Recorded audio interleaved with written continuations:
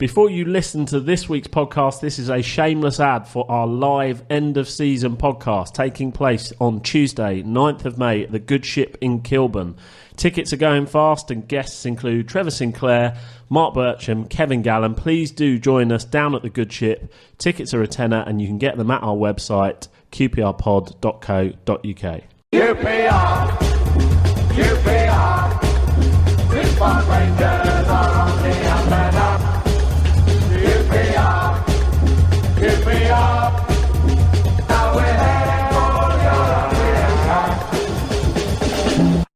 Hello and welcome to Open All Ours. This is the QPR podcast. It is our final studio podcast of the season. We have one more next week, which is our live show. More of that later.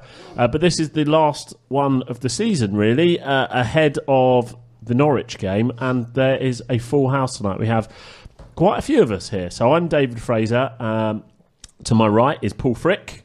Hello. Second time on the podcast, Paul? That's correct, second time. We also have Paul Finney. Hello. We also have, returning from his usual Monday night gig of playing football with other men, but That sounded more dodgy than because I wanted to try and make it sound as dodgy as possible. Because we're recording on a Tuesday tonight because of the bank holiday, joining us is Loft for Words Clive Whittingham. Yeah. Out of interest, who else would he be playing football with? They don't have mixed five-a-side teams I'm aware with. Oh, you can play. They do on a Wednesday night. On a kickabout. Really, do they? Yeah. Oh, maybe I should try that. Yeah, it's the QPR way, isn't it? If it all goes to shit, bring back a name from the past. And finally, lastly but not leastly, you can tell me if that makes any sense, we have from BT Sport Chris Charles. Hello. We also have Paul Brown from all the way from Australia, QPR Sludger, if I got that right, who's watching us tonight. It's a bit weird, isn't it? He ominously, when he came in, said, "Don't worry about me, I like to watch." Which, you know, why not? Why not? So welcome, Paul. Never hampered Steve Slade. I can't compute that one, but... He didn't do a lot, he just stood there. Oh, I see. Okay. So, all the only usual things I need to say is, if you haven't heard our podcast before, you can listen to old episodes on qprpod.co.uk, and you can follow us on Twitter at qprpod, like us on Facebook, and please do get involved and comment. I'm sure it will be being mentioned a few times throughout the podcast. But next week, we're recording this Tuesday night. Next Tuesday night is our big season finale. Tuesday the 9th of May, we have our live podcast. It's down at the Good Ship in Kilburn. We've got a stellar lineup. We have Trevor Sinclair. We have Mark Bircham. We have Kevin Gallen. And we have Paul Finney performing for us. It's a really good event. If you haven't been to a live podcast before, it's obviously recorded in front of an audience, as it says, but it's very interactive. Have a good laugh, lots of reminiscing, lots of stories, and a great night out. So please do join us. Tickets are available on our website, qprpod.co.uk. The only final thing before we actually start to conduct the post-mortem of the season that was is thank you, Nick Williams, for the beers. Okay. Talking of post-mortems, anybody conducted one? I suppose we should start with the victory, or the hollow victory, as your headline said on Loft for Words, Clive, against Nottingham Forest on Saturday. Yeah, only because Forest were so awful, and it's really lucky that they were. They really were bad, weren't they? Yeah, I thought that they would be fine, and they probably still will because they're playing Ipswich on the last day, but they were so bad that we were able to get away scot-free with a really poor first half performance, I thought. Stepped it up at the start of the second half, played nicely, and you know there was some stuff to like about it, particularly Manning. I thought he was excellent, and Anua had a great game considering he got booked after 3 minutes. To walk that tightrope against someone who's meant to be a good striker, a Sombalonga, although he looked disinterested on Saturday. But yeah, it just felt a bit crawling, sort of flopping, lolling over the line like that after 6 straight defeats against a team as poor as Forest. Didn't fill me with anything really. I was just glad to get out of there, which is an odd feeling after a 2-0 win in an important game, I thought. Paul, we're going to get the opinions of several Pauls this evening, but we'll start with Paul Finney. How could that go wrong? I mean, it is what it is, as Jimmy Floyd would I say. never understand what that means when people say that. What does that mean? It is what it is. That is just something that people say to finish a sentence off, isn't it? I know, but I was just going to link it up to something that's Okay. too It doesn't matter. Go on. It's fine. Jimmy Floyd Hasselbank We'd said... say that, but you've ruined it, so I've forgotten now. Okay. But Jimmy Floyd Hasselbank was at the Joshua Man- fight. Did you see that? was he really? Yeah. All right. Just as an FYI. Just carry on. Did they pay him to go? I wonder if he was being paid to do the team talk, like they sort of build him. Anyway, it doesn't matter. Well, the win Saturday was interesting because if Forest had had a decent striker and we didn't have Smithies in goal, we would have been probably looking at Norwich 9 absolutely crapping ourselves. Because we all knew in our deepest soul that Blackburn and Birmingham were both going to win because that's the way these things happen. And I'd rather be in our position, obviously, now we're safe than Forest. But I kind of didn't get the taking the piss out of the Forest fans afterwards. Because when you've just narrowly avoided relegation after the season we have had, to be singing to someone else by going down is a bit weird and a bit strange. As is people going on the pitch about their kids who are about 45 years of age, my age. I'm going to tee off on that later. Are you really? Yeah. Well, why are you People doing going that? on the pitch. We'll talk about people going on the pitch. Let's talk about the performance first. But the one thing I would like to say, I was really impressed by bringing Manning back. You could argue the toss that he should be playing against Brentford. Although it's interesting that Goss is now... We're talking about building players up and backing them. I'm guessing his confidence is shattered to pieces now, not being even in the squad on Saturday. Whose? Matt? Goss. Oh, Goss, sorry. After coming in Brentford and then being totally dropped out of the squad is just ridiculous. When everyone and the Jack Russell or Cat knew that Manning was a better player to play against Brentford. But that said, that's been and done and it's gone. But I tell you, I knew it was immense on Saturday. He should get booked more often after 3 minutes because he properly played it. Perch worries the life out of me, if I'm being honest. He did his best to help set them up as much as he could and get himself set off. He must have himself there in a Joey Barton type bookie way of like betting, because I've never known a player who wants to get sent off so badly, or he just doesn't like playing. Joey on Barton's Oxford. integrity is not in question. So says the man himself. All right, is there Yes. a bet for that? But anyway, but you can't moan. I mean, Washington took the goal really well. Luongo was immense. I thought the way he played. I thought Manning was superb. I think Pavel, the way he tracked back on Saturday, was absolutely outstanding, and it's what we needed badly. The two centre-halves were outrageous good. But Smithies, if we keep him for next season, I will be amazed. Bournemouth, Palace, all them sort of clubs have got to be looking at him, and even Newcastle going up and stuff, because he's by far the best goalkeeper in this league by a country mile, and without him on Saturday, as I say, we would be in deep doo-doo. Chris? Well, I think I concur with most of what's been said there, but I think the main thing was getting the win. But it was quite strange because I know you talk about the pitch, but I didn't really feel like jumping up and down on the pitch, and so I didn't really think there was that much to celebrate, to be honest. But I think what they did do was, after all this tinkering, after these 37 changes to the starting lineup in 8 games, Holloway sort of went back to basics. Is that how many there were? Yeah, that was prior to that game. But Holloway went back to basics a bit, put Scholek on the wing. I mean, Scholek's like the Okie Kokie selection, is in, out, shake it all about. But finally, he See what you've done there. yeah, but he finally stuck with him, and it paid dividends. I think he had a good game. And Lynch said we stuck to the game plan. I mean, they must have, how many game plans they've had to try and stick to, I don't know, but at least this one was something they're all familiar with. We need 5 or 6 in this league, apparently. Yeah. How far off our best starting 11 was that starting 11 on Saturday, Paul? Number 2? It seemed to kind of get back to more of where we were when we were on the winning run. Very consistent. Manning was in, of course. Pavel was in. And Ned, again, come back to him. Like, where was this guy? Haven't seen him play like that in a long time. And I love... he's been frustrating for me because he's got it in him, but just not there very often. So I would like to see that more often. Maybe it is the booking. I don't know. I would say on a newer, play with Perch to your right and Lynch to your left and Bidwell to the left of him and see how good you are. Because I mean, you already had to look at that at Brentford last week, and the point about Perch, Perch has been doing stuff that you just tell 8-year-olds not to do for weeks, about jumping into tackles, diving in, turning his back. He's an absolute nightmare, and people give a newer stick. But I think Lynch has had a poor season, Bidwell's had a poor season, Perch has had a poor season, and the other centre back's not going to look good in that situation, is he? When your goalkeeper wins Player of the Year, But yeah, you've got to look at your defence. I mean, he hadn't even been centre back half the time. They've moved him around from centre to left to right. Like he's kind of had to play back.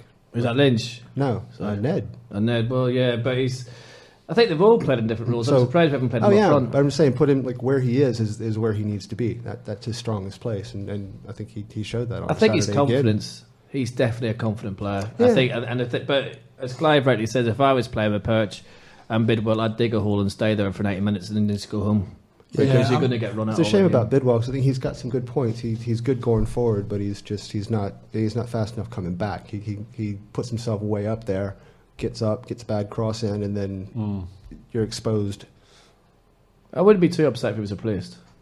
No, I mean, I would much like to see Furlong starting as well. Love to see Furlong. That's that's certainly the one change I would have made at the weekend. And you're right, and Perch is just on a one-man mission to get a red card every game, it seems. It's incredible. I don't know. Is it deliberate? I don't know. I'm trying to work out because some of the challenges he made a challenge after 5 minutes at Brentford last week that later in the game would have definitely been a red card. And you think, why is he doing that? And you keep coming back to this idea that he's deliberately trying to get games off because if he got sent off last week at Brentford, he would have had the last 2 games of the season off.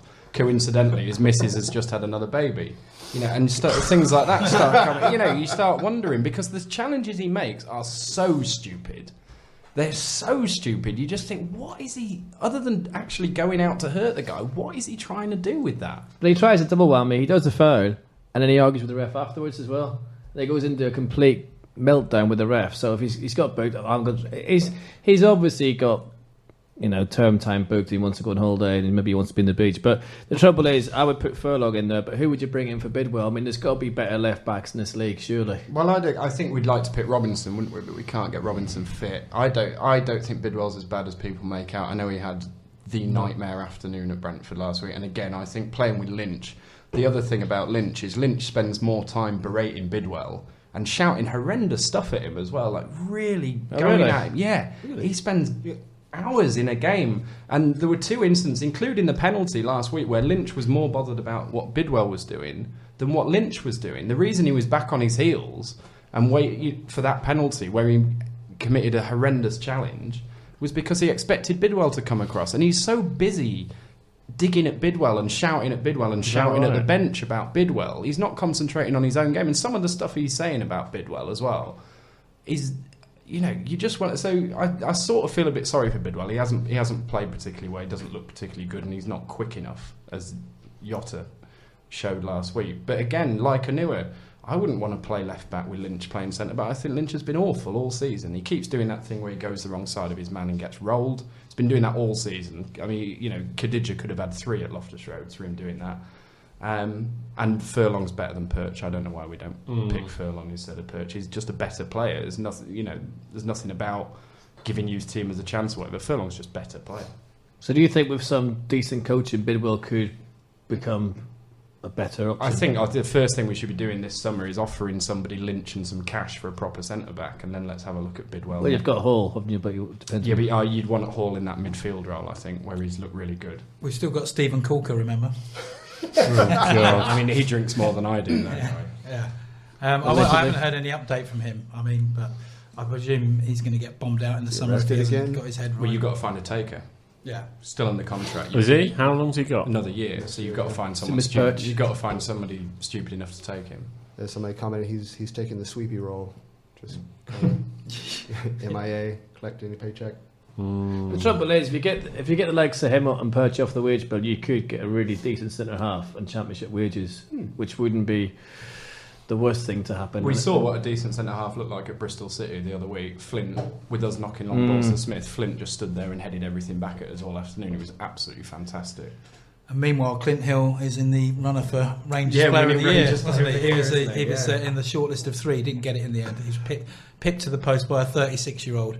And he's 37, which probably says more about Rangers than... and Scottish football. I was going to say, I don't know how indicative that is of how Clint Hill was playing. No, I'm making the point, at least with Clint Hill, you know what you were going to get. I mean, it's just basic good basic defending. I think I remember from a podcast at the end of last year or the start of this season when we said that it's fine.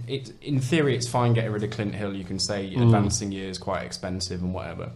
But even at the end of last season, he was still the only centre-back we had that won headers in the penalty area. He was still the only commanding centre-back we had. So it's fine getting rid of him, but you've got to replace him. And presumably we hope Lynch would do that job, and he just hasn't done it. There's bound to be someone out there with now we bring in Penrice in and we got decent scouting allegedly being put in place. And this is why I'm pleased with the Manning, because a lot of people are saying, we're overhyping Manning and we're saying that he's better than what he is. It's not a case that I think it's a case of we're doing what we did for years, of bringing somebody in, improving him, and he will hopefully go on to bigger and better things or good things with us while he's here, and then he can do that with our blessing. And I think that's what QPR should be doing. We should be improving these players. I don't really understand why people are saying, Manning's overhead, he's not all that good. Got to give these kids a chance. Yeah. Well, people, you go on the web. I mean, I know I'm a terrible person because I'm sitting in bloody hospitals half the time reading Twitter and just thinking, oh, God, why are people saying that? Because Manning, to me, has been an absolute star this season because he's everything that QPR should be doing. Even though his story is he was 15 minutes away from going out the door and never coming back. That doesn't matter. He's turned it around and he's a good level for what we should be doing. Every player, Furlong's another brilliant example of a kid that's knuckled down, that's doing it the right thing. Centre half worries me, right back worries me, but then we got the left back. If you get Bedwell's head right, and you know what, with Pavel down that wing, that's not a bad shout. I mean, he might not be the fastest, but his head somewhat. He knows where he's putting the balls. He knows. And the only thing is, we've got to stop using Matt Smith as the token guy to keep knocking it up there. We had much better ideas on Saturday by knocking it through to Washington to run onto, and then Matt Smith can take the defenders away from him and hang on at the far post and stuff. Actually Smith's strength. Smith's back to goal game isn't actually that good. So this long ball to Smith is not going to work. We've been doing it for 6 or 7 weeks now. It's the crosses in that. Yeah. That's what it was. It was he's not the Poulter. Poulter long balls to Poulter. Well, do you know, the last time we fielded an unchanged team was random. During the war. What'd you say? During the war. No, I was just going to make the comment because Smith was actually in that team, and I'm not so sure whether Smith should be first choice if we get another striker, which is a bit controversial. I know. I just think it's too easy for us to bypass the midfield and lob it up to the big man. And I'm not having to go at Smith at all because I think he's a great player. But there was the game against Leeds, actually. He was playing and we did play it on the deck. But I was coming to the point, he was in the last time we named an unchanged team. We won 4-1 at Birmingham, then beat Wigan 2-1 with Smithies, Anua, Hall, Lynch, Furlong, Manning, Freeman, Bidwell, Sholek, Washington and Smith. That's our best team from what we've got. That's no Luongo in there. That's the only glaring omission for me. Yeah, maybe. But the weird thing, the two highlights this season was Hasselbank's first game against Leeds, which we were outstanding, and Holloway away to Birmingham, where we absolutely trounced them. Yeah. And maybe we should get them to work together. I don't know. I mean, because no, actually, I'm joking. But the thing is, I don't understand how we can be so good like that, though, and you can play the players, and then we then bring them out and bring them in. I mean, as I said about Goss, is a prime example. He's come in. And he's been taken out and threw in the backyard again. What did we get out of that? What did we get out of starting Goss, who hadn't started for weeks, for 45 minutes at Brentford and hauling him off, just as we did with Petrasso against Sheffield Wednesday, other than demoralising two players, throwing them in there? What was his thinking? Why did he think? What are we? What is he thinking with that? I think he's overthinking. He had been overthinking all those games, those 6 games that we lost in a row, the tinkering. He was. It's almost like he's watched too much football in his time with Sky, and now he doubts himself and his natural instincts. And he thinks, Clive, will sort of come on to your piece that you wrote in a minute because it brought up lots of interesting things. But one of the things that you brought up was, I can't remember what I was going to say. One of the things you brought up was that Holloway was kind of almost over, he's always trying to sort of overthink it. And why are we playing these sort of random systems and why are we doing those things? Has anyone got any idea why Goss was played in that position for 45 minutes against Brentford? I don't know about Goss, but I mean, Holloway said, despite his 37 changes in 8 games, that he's not a tinker man. If that's not tinkering, I want to know what it is. I mean, I made the point a couple of weeks ago.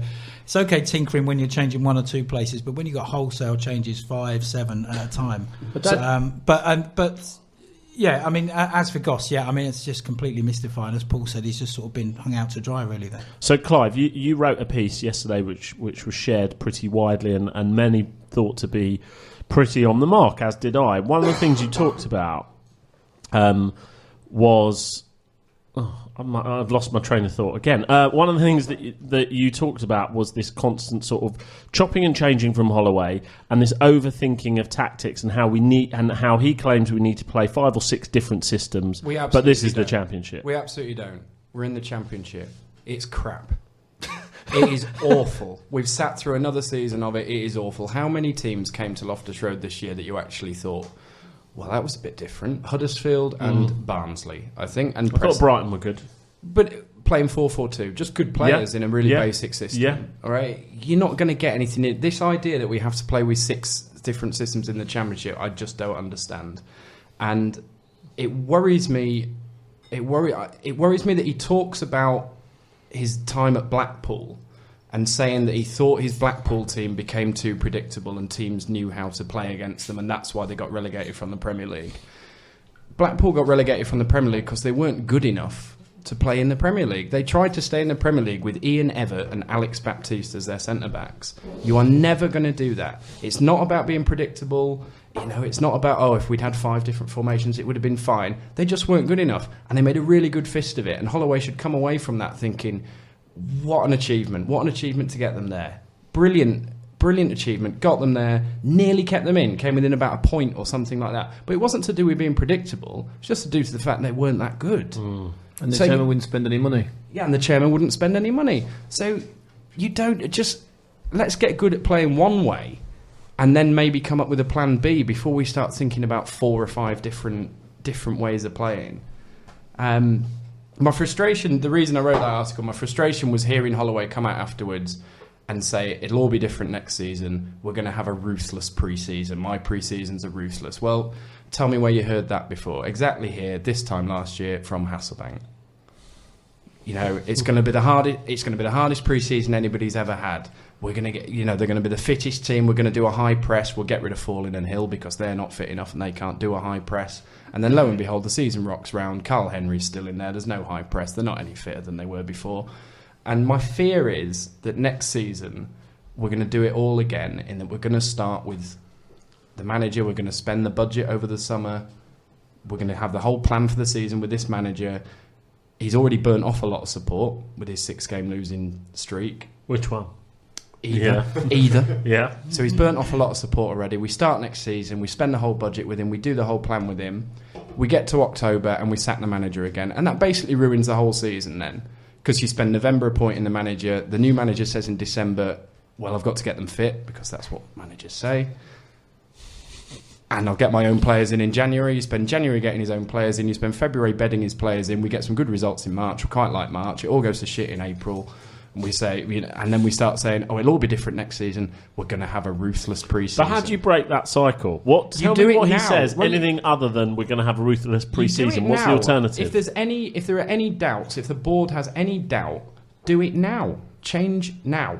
Manager. No. Yeah, if they've got any doubts, and if they don't, then do not do this thing again where we're sacking him in September and October. Do you have doubts? I have a few, but if you so you're saying to the board, if you have doubt, do it now. Do it now. So if you're the board, what do you do? Depends who's available. But what I'm saying is, if Gary Monk's available. If Gary Monk's available, then I think you would do it. Is he? Well, again, Leeds are talking. Potentially. Yeah. Fast forward to October. I'll shut up and let someone else have a go. But fast forward to October. What would you sack Holloway for in October? A long run of defeats? He's already done that. The football's not very good to watch. We're going too long to Smith? Already done that. Inconsistent team selection. Doesn't know his best team. Fans love to say that. Doesn't know his best team. Already done that. So if we're sacking him for that in October, we'll be looking back to April and we'll be saying, we should have done that. Should have done it then, because it's the same thing. I agree, but that is the worst case scenario. I mean, we might get to October. We might be, 2 points off the playoffs. We might be. I hope we are. Yeah. But what I'm saying is that that comment of Holloway's at the weekend about the ruthless pre-season, I just thought, here we go again. Yeah. We normally sack managers after we lose to Brentford, to be fair. He didn't. He's already done that. Yeah. Well, he's not going to get sacked because Penrice has just been appointed, hasn't he, as the scout? His mate. No, don't be silly, Chris. We can hire him far away. How would that have a bearing on him being sacked or not being sacked? Well, because that's Holloway's choice. That's Holloway's man. I mean, they surely, if there's any doubts, they would have thought, "Hang on a minute, let's wait a while on this. Let's wait till the end of the season." October. Till Wait till October. Yeah. Sack him now. But the thing is, I mean, what I thought was strange was when we survived on Saturday. Everyone was straight on Twitter, like going, "Well, few tweaks, promotion, here we come." Oh, I know, and you're thinking, "All right, What? we've just survived relegation by the skin of our arse," and straight away, so sometimes you think, "Are we not realistic too?" I will settle for mid-table comfortability and maybe win a couple of cup matches and have a decent Comfortability. We're writing that one down. Yeah, that's worth- Comfortability. 29 points on Scrabble. By the way, I've got to say this whilst in my head. Clive came out with the best thing on Twitter last week about Joey Barton's betting, and if he betted on QPR to win a cup match, then he clearly is bonkers. Yeah, I mean, that was one of the best tweets ever. I mean, we knew he was an idiot, didn't we? But betting on QPR to win a cup match. Did you see the list of his bets? He only won 2, or was it 1? Looks like mine. 40 bets. Joey Barton is a thick idiot. Shocker. Wow. But he's one of them thick idiots that talks nicely or talks articulately, sounds articulate, so you don't actually realise. Sorry, I'm not looking at anyone here in particular. Staring straight at me. So anyway, after Saturday, I thought no. I think Does anyone feel sorry for Barton? no. Just No. Might be birds in the hellfire. Well, that's a I'd bit have him on the harsh. podcast again, though. yeah. It'd be entertaining. It's a weird one because he's kind of like per me. It's like you knew the rules. Even his manager said that. Like the rules are there. You can't. His defence is a nonsense anyway. His defence is football has a gambling problem, and we need to do something about that. But the rules are not. The rules are gamble on what you like as long as it's not football. The rules aren't don't gamble on anything. So all he's got to do is not gamble on football. But perhaps Joey felt that he wasn't really betting on football because he didn't define that as football. Because he thinks he's so good that he's at a different level. I mean, you talk about Lynch berating people. I always remember Barton berating Adele constantly during games, and yet you're thinking, my word. Adele was badly behaved, wasn't he? But what has Joey Barton ever done for QPR compared to Adele Taarabt? We got promoted with Adele Taarabt. We got relegated twice with Joey Barton kicking around, taking unbelievable money. But it's ridiculous. He gets all that money and just he could have given it to me. I could have brought a decent car because mine's shit. Yeah. I mean, the thing is, he's not. This is the trouble with Joey. It's not like he's gone out and helped society or anything like that. His own downfall is always so self-planned. But I said at the time when this came out, I just wonder if he had a bet on himself getting sent off at Man City, because that was the only thing that would explain his stupidity behaviour. I maintain I always felt sorry for him for that sending off.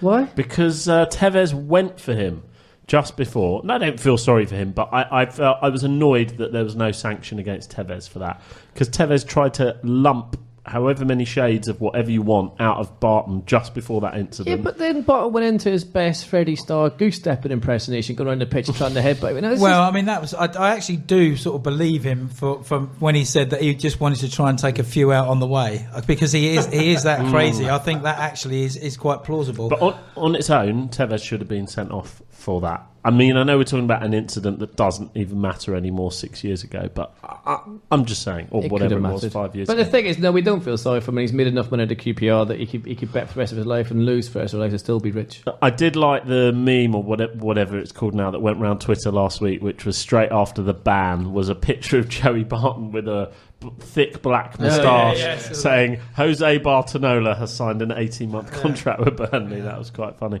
Paul Frick, what needs to happen in the pre-season for us to improve ahead of next year? Well, it's simple execution. I think the biggest things we keep missing the simplest So things. now we execute our managers? Well, that you could, No, just the simple things. Just passing, second, third ball, corners, spot kicks. Just a lot that we consistently get wrong, and it's just the basics. You talk about. I'm wincing as you say that we're in the second league of football in England, with players earning fortunes. We shouldn't be talking about getting the basics right. But it is. It comes back to all the chopping and changing. I think it's just they're inconsistent because they're uncomfortable. There's lack of communication. Nobody knows really what what the people beside them are going to be doing. There's nothing about it's been settled. It just seems a big mess to me. Just getting a lot of the basics right. I think it's as well. I think Holloway panicked because we were top of the form table. Don't forget. I mean, it's such a crazy season. We're top of the league after 2 games, or second on goal difference, or whatever it is. Then we lose 6-0 to Newcastle. Then Holloway wins his first game, loses his next 6. Then we go on this massive unbeaten run, top of the form table. Then we lose 6 again. I think both Hasselbank panicked after that 3-2 against Barnsley. And it was never the same after that. I think Holloway panicked after the defeat ending our winning run, and since then, it's just been wholesale changes which totally weren't needed. So I think, to take up on your point, firstly we need to get right next season is to have to borrow from Theresa May, a solid, stable team to stick out on the pitch. I thought you were going to say we need a complicated woman or whatever it is she said today. Load it up. Well, I mean, you start with that, and then you just sort it out so that when you do bring people in, like, people have more well-defined roles. I can't remember, one of you guys brought it up. Somebody, when they were making changes in one of the games recently during our run, like, players were kind of at the sideline, arms up. Yeah, that was Freeman and Mackie, I believe. I remember. Didn't know what they were supposed to be doing. And we need a style of play. I can't, the amount of times I've said this, but a philosophy, a style of play, and bring the players in to suit our style of play, and bring the manager, he need replacing to suit that style of play. And keep with that style of play. Stick with that style of play. But then that goes back to what I said earlier on about when Hasselbank beat, we slaughtered Leeds. Everything was perfect that day. The corners, free kicks, everything was perfect. Yeah. And then went to Cardiff and we were crap. We won. Yeah, but we're crap. I mean, everything changed. I mean, you should be flying. You've had 2 wins straight away. One a brilliant performance, one not so good. So your next game, you've got to come out it's one of them things. And Holloway did the same with Washington. Scores his goals, goes off and has a good international break, and then comes back, right, you're on the bench. It just seems mad to me. Yeah, the Washington thing in particular really irritates. Just as we got him into form finally to start taking him out of the team. And the Hasselbank thing, he had this fixation that if you played on the Saturday, you couldn't play as well on the Tuesday. This idea that professional athletes can't possibly manage 2 football games in 4 days. Never understood that. Just, I think you would be rewarded, like Brighton. You have your best 11 in a simple system that they're well drilled in playing in, and just play it. And if someone gets injured, or if it really goes to pot, then think about changes. But I agree with you, David, about Holloway just seems to overthink everything and second guess himself, and he's paranoid about what's gone on before in his career, and just it's no surprise that we won on Saturday with basically our best team out there, minus Hall. It's really interesting. But against a really poor team, and the one saving grace is we've beaten the poor teams. We beat Rotherham. I think we are a poor team, and the point I was going to make about the 2 6-game losing runs is that a lot of the same teams were involved in those. So we lost to Brighton twice, we lost to Villa twice, we lost to Derby twice, we lost to Sheff Wednesday twice. We're just not as good as them. The only one in that 6-game losing streak that I thought we were a better team and we just played poorly was Bristol City. So I think this season that is just how good we are, and you can thrash around and change the team, and that's not going to make any difference. But we have to aspire to better than that next season. Otherwise, it's going to be relegation trouble again. Do you not remember what Holloway said at the fans forum? I wasn't there, by the way, for all the people who keep saying I always could do these things, but I don't. Anyway, people always do, even when I'm not there, say, "Oh, why does the same face still turn up?" Well, I wasn't there. Anyway, he said it's really hard to second guess what someone else is going to do. Do you remember that? What you've got to think of what the other guy's going to do, and you've got to. And that's the hardest part of the job. It's not really just believe in yourself. Believe in yourself is the easiest part of the job, and that's what you do. Believe in yourself, get your team right, and that should see you through, hopefully. Again, let them worry about themselves. Tell me a team that's come to us this season in anything other than a variation of 4-4-2 or 4-2-3-1.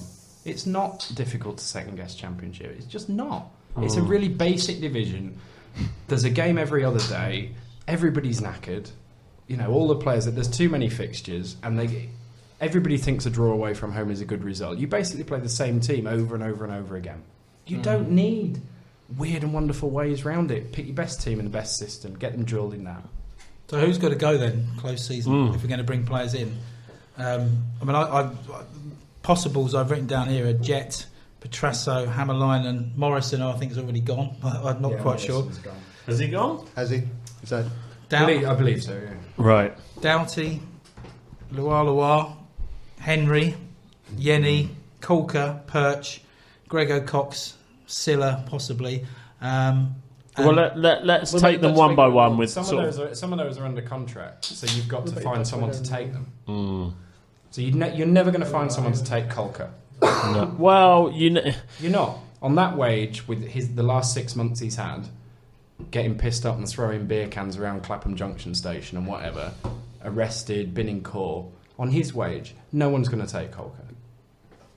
Unless, Just what does it take to be able to terminate a contract for a you got to pay it off. I wonder that. You got to pay it Seriously. off. Oh, what you mean? You mean under grounds of sort of being in breach of contract? Managers get sacked all the time, but players seem to be able to do what they like. As far as I understand it, as long as he turns up the training and is available for selection on Saturday. He's been doing neither of those. Yeah, no, but that's down to the club probably telling him. But as long as he turns up or is willing to turn up, I don't think there's a lot the club can do. The club, I would imagine, I don't know, but I imagine the club are trying to thrash a deal out with him, his lawyers, his representatives, and everyone. And there probably is some little small legal thing. But, It's a waste of a good player. It's a shame because he's a hell of a player. Within that nut job is a hell of a player. His head's just not right, and maybe he needs help. I shouldn't say nut job. I take that back. You shouldn't say nut job. No, I'll say that. No, we shouldn't. You'll worry about it after, but we know you didn't mean it. Carry on. I didn't mean Carry it on. a mental health way. I mean, is not to control his Yes. feet, but his feet should be controlling the rest of Yeah. That's what I meant. We know what you meant. We know. Yeah. Nutty feet. And this is when he's not been drinking. Yeah, Finney's not drinking, by the way. Colker certainly is. No, So Colker anyway- is troubled. There is no doubt about And he that. needs But help. he needs help, but he's no good to us as a player. So we need to find remedies to that. a week to pay for that help. All right. Well, we won't talk about that now. You've got to. I mean, to be fair to him and anyone else who's got a problem, and I take back what I said. You've got to seek the help and know there's a problem and seek to get well. And maybe he just doesn't realise how ill he really is.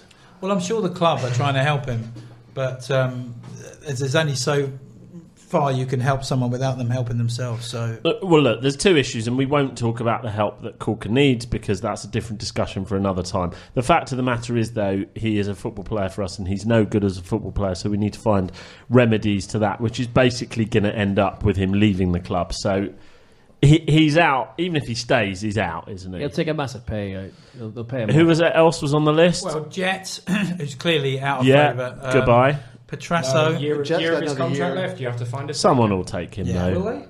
They might. Someone Why? will take him. And it will be at a cost to the club. He's just been kicked out by Gillingham, who nearly got relegated out of League One because he can't behave himself. Same reason he got kicked out of Ipswich. Hashtag Swazi. Same reason he got kicked out of Cardiff. Same reason we got rid of him. Can't we put them all in the Big Brother house? Give Channel 5 to give us a shed load of money to cover their wages. Why don't for we the get him a season. club night to promote? We've or already something? played our turkey card, getting rid of Sandro, which was absolutely amazing. I Yeah. cannot believe anybody took Has that. anyone followed how he's doing? He doesn't play often. Really? Shocker. What a surprise. Not injured, is he? But that's going to hamper the wage bill and any for next season as well. Yeah, having well, those, that's what- them not kicking around. But So there's no remedy. Petrasso, Hammerlinen doesn't seem to have figured much. I'd keep him. He's a good little player. I can only really remember that cup game against Sunderland where He he just looked needs a decent, chance. but Yeah. who can tell? Same much as about Doherty. him? I think Doherty's a great player if he was given the chance to run the games.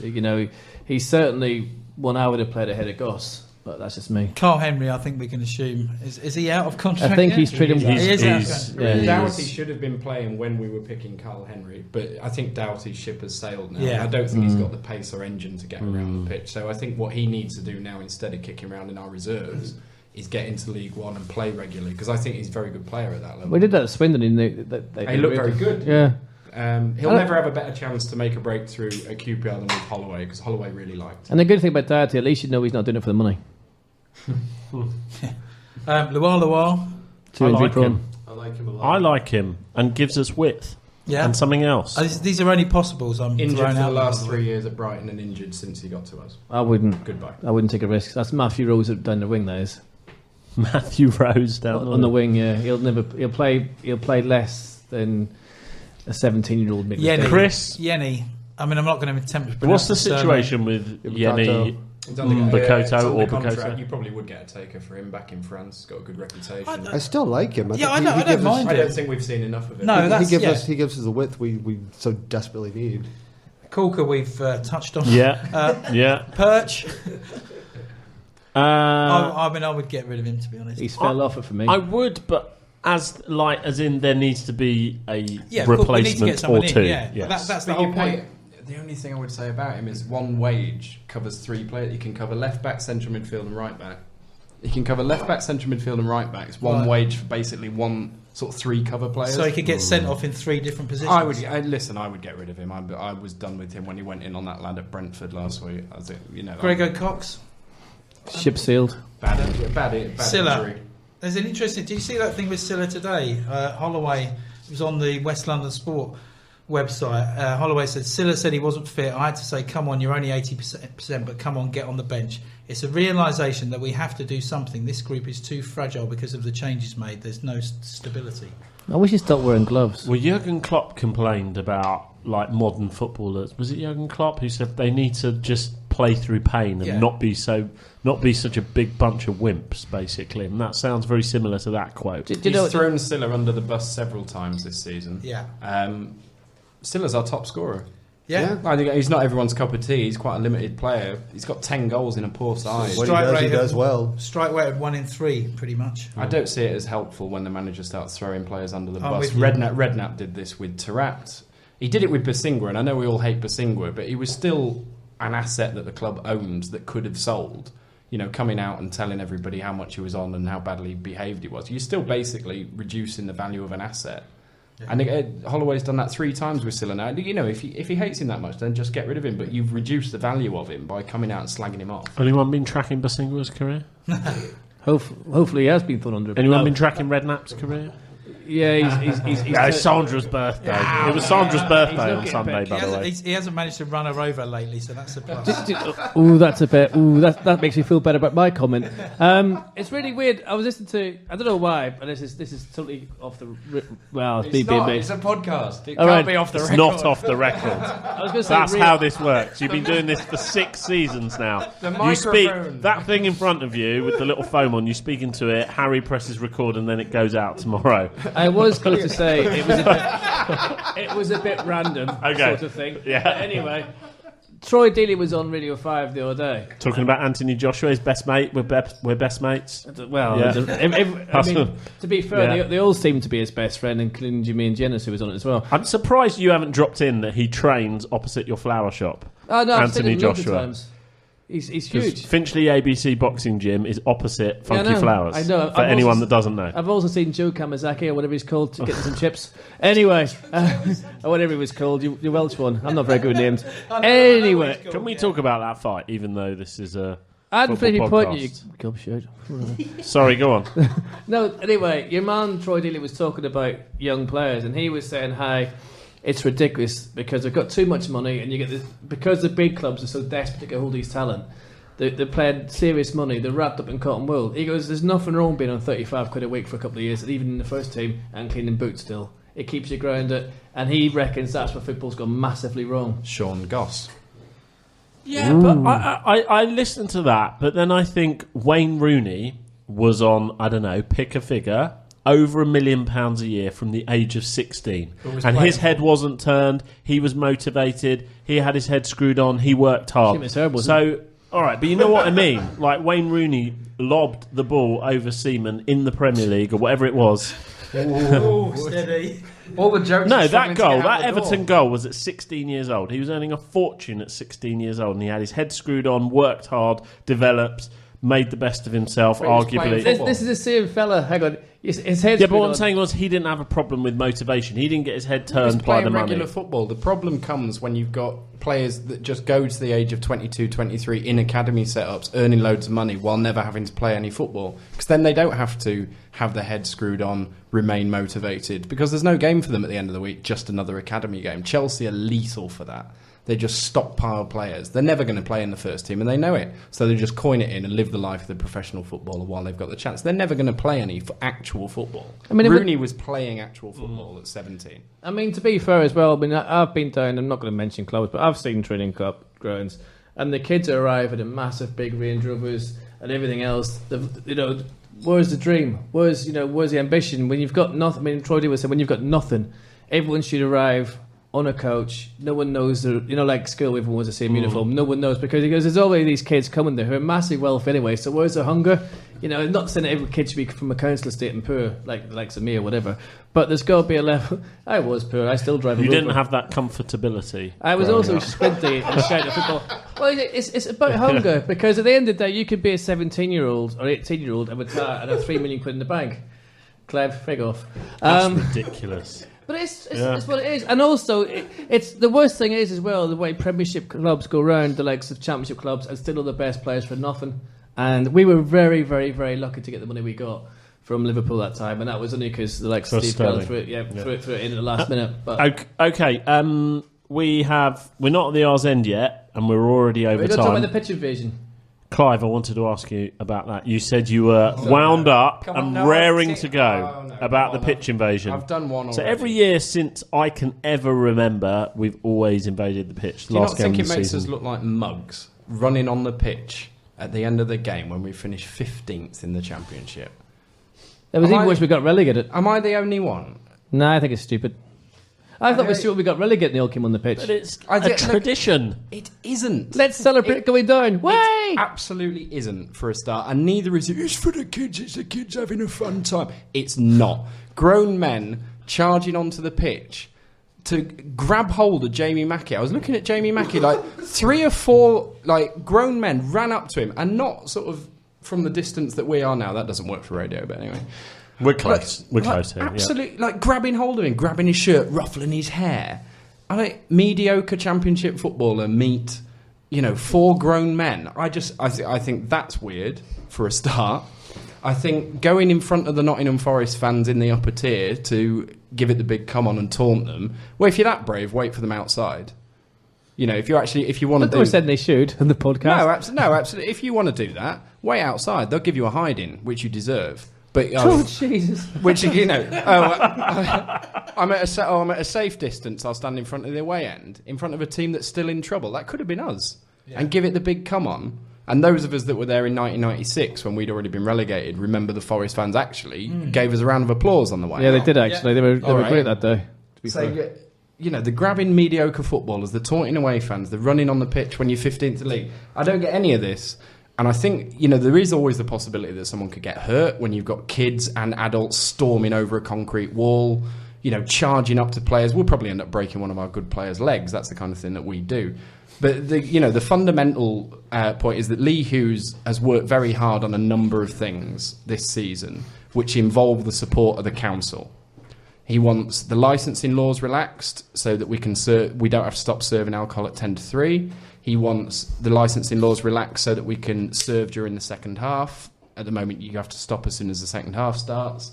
He wanted that fence taken down in Q Block so that Q Block gets a better view. And the council are opposed to all of this because he says the council say you can't control your fans. Your fans don't behave themselves. Whatever you ask your fans to do, they won't do it. And every year they ask us not to go on the pitch, and every year we do it. So some snooty councillor, licensing agent, is just going to look at that and say, point proven, licensing restrictions remain. Hughes is working hard to improve our matchday experience, and we toss it back in his face like that. I think it's pathetic. But the worrying thing, to be fair, is what happened to the Forest keeper and the way the fans ran up and were taunting the Forest keeper. That's a worry, because it only takes one lunatic to overreach and catch the keeper. It also only takes one game at the end of the season where the referee's had a bad game and someone runs on and chins the referee. I mean, we've all wanted to do that. I remember that nearly happened with Singh a few years back. It nearly happened with Andy Hall after that Crewe game. We've all wanted to go on, yeah. but it only needs one drunken idiot to go on and do it. And suddenly we're looking at behind closed doors games, fines, and all the rest of it.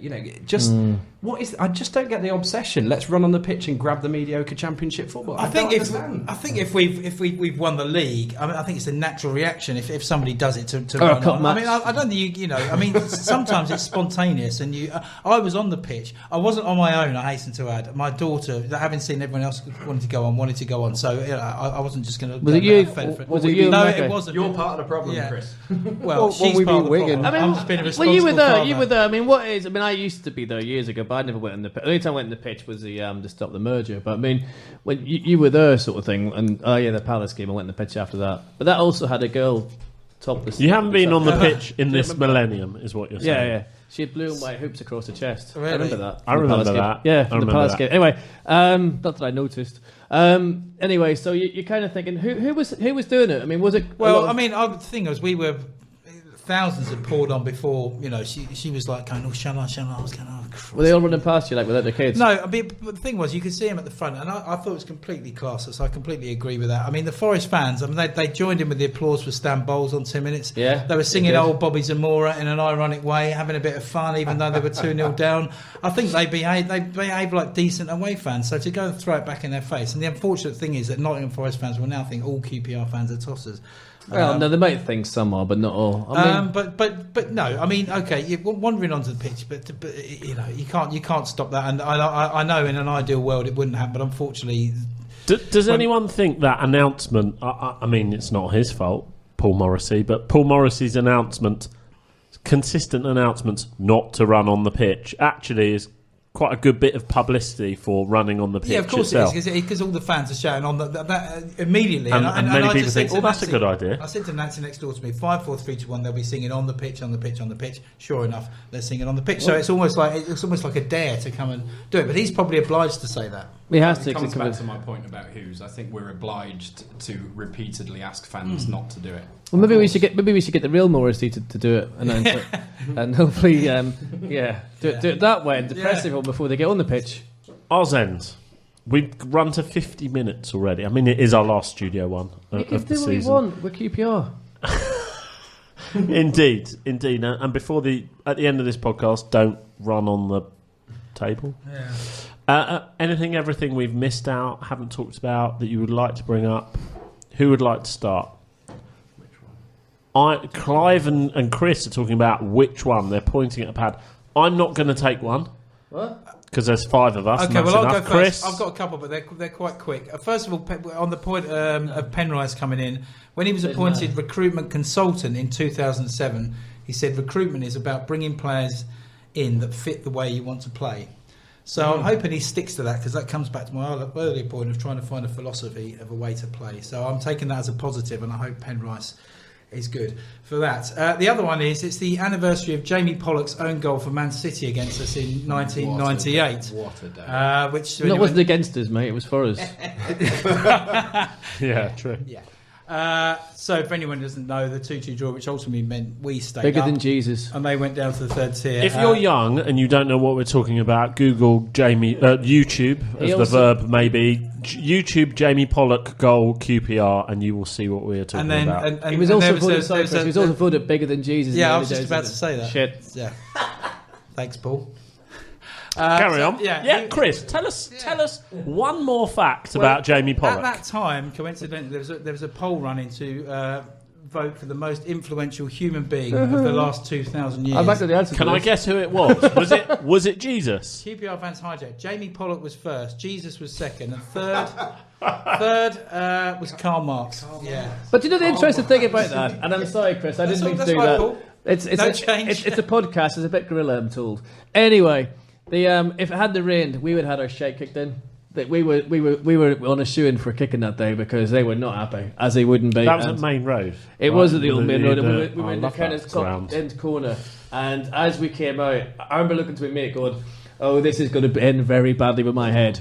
And then the Lord. So I get the bigger than Jesus thing, because the Lord opened up the heavens, and off we went. I do have an R's end. Very quickly, I did something That was through brilliant, work. thanks. I did a work thing the other day, and Sky Sports came down, and it Aidan was all McGee. pies.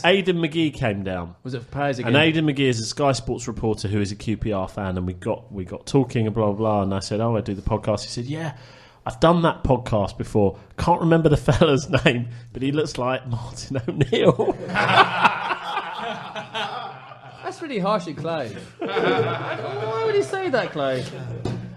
Yes, well, he's really famous for having. By the way, anyone look up Aidan McGee on YouTube for the best ever bloomer on Sky Sports. That's all I'm saying. Bloomer's a loaf, isn't it? Bloomer's bread. Bloomer's what I said, but I said bloomer by mistake. Okay, Clive. Good job you didn't wear your Norwich shirt tonight, by the way, because Michael O'Neill is in talks with them, apparently. No, that's not Martin O'Neill, you idiot. No. Michael O'Neill, the Northern Ireland manager. I know, I'm devastated. Oh, if I want him to go anywhere, I want him to come to us. The friggin' stupid bloody trap. Now's the time. I would, to be honest with you, I hate Norwich. I mean, I've always hated Norwich. Even with the State of the League of us, that old bloody away end they had. Did you ever go there, Paul? That Good to know. Clive. And they were never friendly, and they never had any decent pubs, and they always were really. This is Singing Like a Canary, the Norwich podcast. I've got to object to no decent pubs in Norwich. There are 356 pubs in Norwich. There must be one that's all right. You try that being chased by a load of Aegis behind you. They've got the biggest Weatherspoons in the country as well, apparently. Is that right? Clive, can I push you for your R's end, please? Lee Cook retired. Announced his retirement today. If we're going to dedicate 2 or 3 minutes to Joey, St Joseph Barton, then Lee Cook, great QPR player, great fella. So announced his retirement today. So worthy of mention, I think. Takings at the Crown will go up, I suspect now. And also great to see Dave Thomas get Supporter of the Year, 30th year of a kick up the arse. See him on the pitch at half-time. That's long overdue and well-deserved. He's had to put up with a lot of stuff over the years from various people, and I thought it was well-deserved, long overdue, and great to see. Can you quickly tell your Sheffield story for anyone who hasn't heard it yet? My Sheffield's... okay, briefly. Colchester away, back in my student days, I went to Colchester away on a Tuesday night from Sheffield with no means nor money of getting back. We lost 4-2. Ledgerwood played centre-half. It wasn't a conspicuous success. And my idea was that I would just get the train back to London with all the other QPR fans and wander around London for a bit until like 6-7 o'clock the following morning, and then just get the train back to Sheffield the following morning, because I didn't have money for a hotel. So I was just going to wander around. And Dave Thomas overheard, we didn't know each other at that stage, overheard me telling somebody this plan on the terrace at half-time, and insisted on driving me back to Sheffield from Colchester when he was going up to Crewe or Bolton or wherever he lived. So it was a significant detour. And he drove me to my front door in Sheffield, dropped me off at about 2 in the morning, and then went over the Snake Pass at 3 in the morning, got in at 4, 5, God knows what, probably put about 3 or 4 hours on his trip. But yeah, he didn't even know who I was. And, we'd never met before. Took me straight home, took me to my door. He's a legendary fella that's, like I say, had to put up with a lot of stuff this season and in previous seasons for various reasons, and I thought it was really well deserved. And some of them pretty despicable as well. And he's a great fella. Yeah. Okay, Paul, Frick, and myself are taking a pass on the R's end, so Finney, it's over to you. Right, my R's end is quite simple, and it's one-dimensional, and that is... Good band. You what? Good band. Are you taking the piss out of my speech and accent and my dyslexia? Yes. Oh, anyone playing bingo, please give me a fiver. Yes.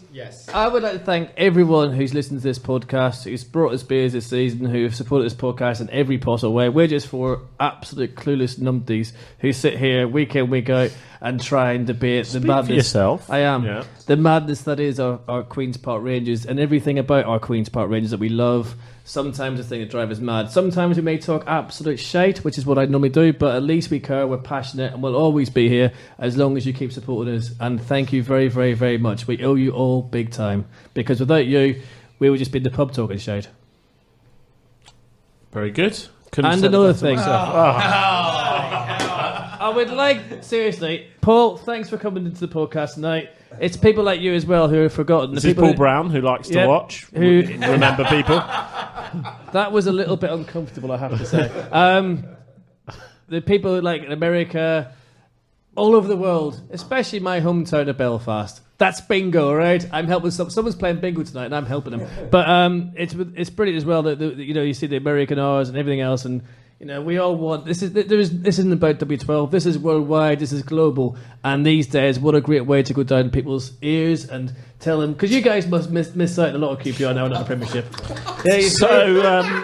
We did actually. We looked at our basically our stats. Down their ears and tell them what's going on, Chris. Because without us, sometimes they wouldn't know. We did. We looked at our stats this week, where we have the most listens from. Obviously, it's in the UK, but outside of the UK, can you remember where it's from? I'm talking to you like you don't know because we haven't had this conversation. San Francisco.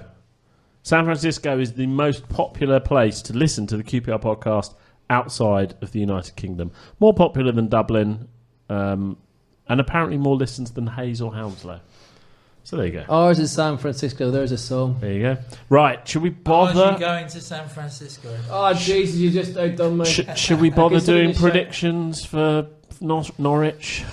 Just go there, enjoy who yourself, can be bothered? and relax. And the fact we're not going down. This is QPR. We'll probably win 3-0. Go on. Let's do predictions.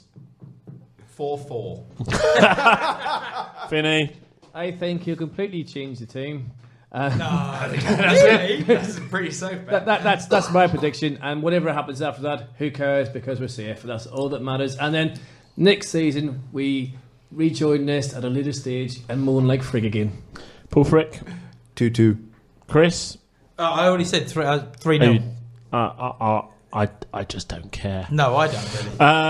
Right. Thank you very much, as Paul says, for listening to us all season. We have one last podcast left. It's the live podcast.